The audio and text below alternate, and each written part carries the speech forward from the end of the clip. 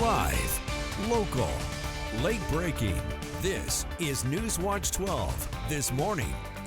Good morning. The time is 6:30 on your Christmas Eve. Welcome to Newswatch 12 this morning. I'm Carlos Murrieta. We're taking a live look out at Chiloquin from the Clamoya Casino. You can see some raindrops there. We want to turn over to Storm Alert Weather 12 meteorologist Sarah Kress for a look at our Christmas Eve. And Sarah, I know you are tracking a lot of things from rain and snow, even the winds this morning. Yes, definitely is very windy across the region, especially east side, higher terrain and into the Shasta Valley.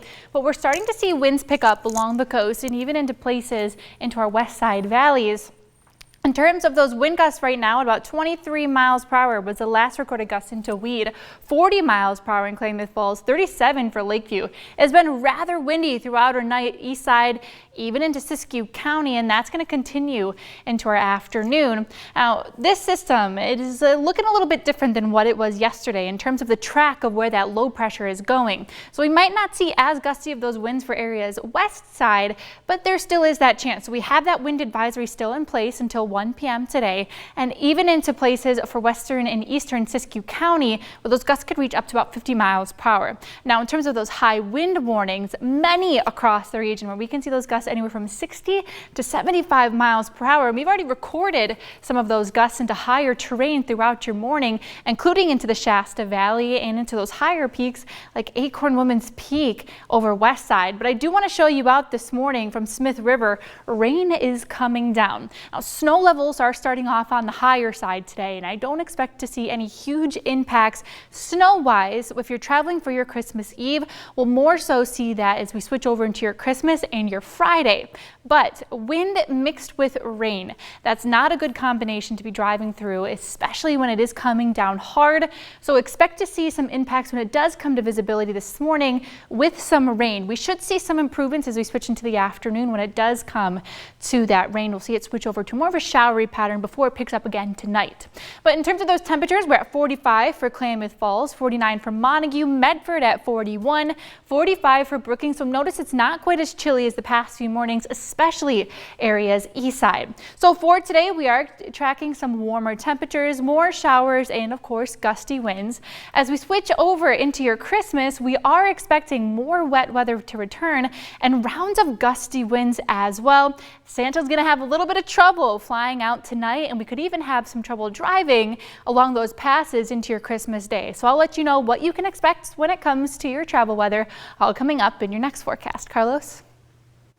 Thank you, Sarah. With severe weather being observed across the region, officials are urging drivers to be prepared before hitting the road, as Governor Gavin Newsom has mobilized state resources ahead of the storm. Now, this comes after getting hit with an intense weekend storm that claimed the life of at least one person in Northern California. AAA recommends drivers to prep their vehicles by checking tires, fluids, and batteries, and to pack a winter kit with chains, blankets, and a shovel. Drivers are also urged to slow down, brake gently, and always check Caltrans and Trip Check before heading out, especially through mountain passes. And the city of Wairika has a free sandbag station for anyone in need this morning. The city is asking residents to bring your own shovel, be prepared to fill your own sandbags, and take only what you need. The sandbag station is open all day and night, and it's located at the Public Works Yard on 856 North Main Street. In our top story this morning, local authorities are investigating a single-engine plane crash in Lake County that killed a pilot yesterday morning. The Lake County Sheriff's Office says federal investigators are now working to determine the cause of the crash. The Sheriff's Office says they received a distress signal around 9:20 a.m. The plane was later located near Pole Butte and the town of Silver Lake. The plane's sole occupant was declared dead at the scene, but a dog that was also on board survived. The pilot's identity has not been released pending next of kin notification. Now the National Transportation Safety Board and the FAA are investigating alongside local agencies. And the Josephine County Sheriff's Office will be resuming 24-hour patrols 7 days a week beginning this Sunday. With 7 new deputies in training, the Sheriff's Office will have coverage they haven't had in over a decade. The Sheriff's Office says they appreciate patience from the community and will continue to protect with courage and serve with compassion. Before we get started, I need to make a public Good morning, everybody. The time is 10 a.m. and today is the 23rd of December, 2025. Staff, can you do the roll call, please? Commissioner Smith? I'm not going to participate in this meeting as there's been litigation filed against me and against the county. Thank you. I can't do it because I'm not going to put the county in harm. Thank you. Have a good day. We're learning about new litigation against Josephine County Commissioner Ron Smith as he continues to refuse participation in appointing a new commissioner. Now, what you just saw was the abrupt end to yesterday morning's appointment for a new commissioner during a roll call, following Smith's attempt to make a statement prior to the meeting. After Smith exited, the meeting was adjourned, but Commissioner Chris Barnett asked legal counsel about the litigation. But I have it in front of me, and there's a case number. And so I think we're now in the less is more in terms of what we say about this topic as of right now. Newswatch 12 found the writ of mandamus, which calls for Commissioner Smith to complete his duties in filling the board's vacancy. The mandamus is not a lawsuit, but does ask for clarification from a judge on if Smith is acting in accordance with the Josephine County Charter. In news this morning, the U.S. economy got an unexpected boost last quarter, and that's according to the latest gross domestic product report just released by the Commerce Department.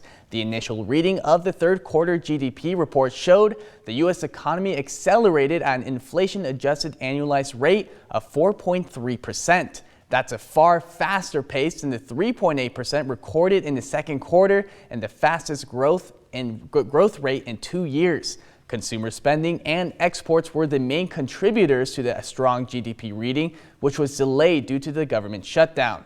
The report likely means the Federal Reserve has less need to cut rates to support the economy when it reconvenes next month. And a Main Street organization in the Rogue Valley is looking to hire a full-time executive director for the first time. Main Street Grants Pass organization has secured funding from the city and a private donor to hire its first executive director. The role is set to help revitalize the downtown area, have day-to-day engagement with local business, and more. The president of Main Street Grants Pass says this position will help the board as they're looking for someone who's dedicated to downtown. We all have full-time jobs, and so, we give what time we can, but having somebody that's dedicated to downtown Grants Pass and really pushing the vision and mission forward will be super important moving forward. The application has been up for less than a week, with 10 to 15 applications received so far. And a new LGBTQ+ bar is preparing to open its doors to the community in Medford for the new year, which is something the community has been waiting for a while now. Newswatch 12's Grace Ritz spoke with those making the bar happen about why they picked Medford and why this is important for the whole community.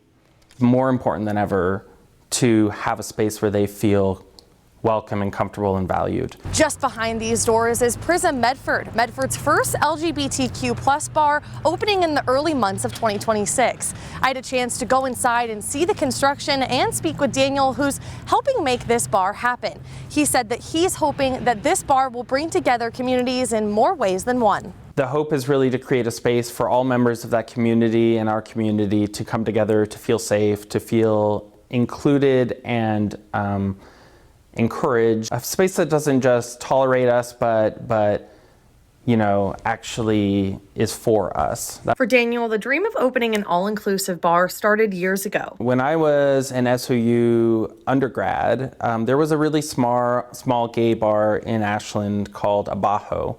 It was the first gay bar I ever went to. And after Abajo closed, nothing in Ashland or throughout the Rogue Valley took its place. There was never any true gay bar or queer bar in Southern Oregon at all. The dream to open a club has always kind of existed, and to have a space for the LGBTQ community. Daniel and 19 others came together as a collective, putting their heads together and ultimately choosing Medford. People in our own community say, well, sure, we should have a gay bar, we should have a queer bar, but it should be in Ashland, as if somehow LGBTQ people only exist in Ashland, right? Medford is the thing that makes the most sense. Since announcing the construction plans for Prism, Daniel says the community has rallied around the idea. Going into a venture like this, you don't assume like everyone's going to be super excited about the idea.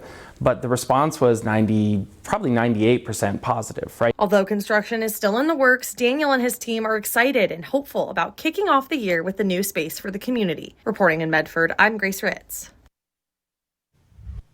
The Oregon Health Authority is lifting the recreational use advisory for the Upper Klamath Lake. Now, the advisory was initially placed on July 24th due to high levels of toxins produced by algae. Water monitoring has confirmed toxin levels are now safe for people, but are still higher than what is considered safe for animals. OHA says to keep pets away from the water and to monitor for symptoms if they drink any water. And the CDC is warning people to be careful with raw oysters after salmonella outbreaks spread across dozens of states. So far, 64 people in 22 states have gone sick and 20 have ended up in the hospital. Health officials say most of those who were interviewed had eaten raw oysters before getting sick. There's no recall yet, but doctors say cooking oysters is the best way to avoid getting sick.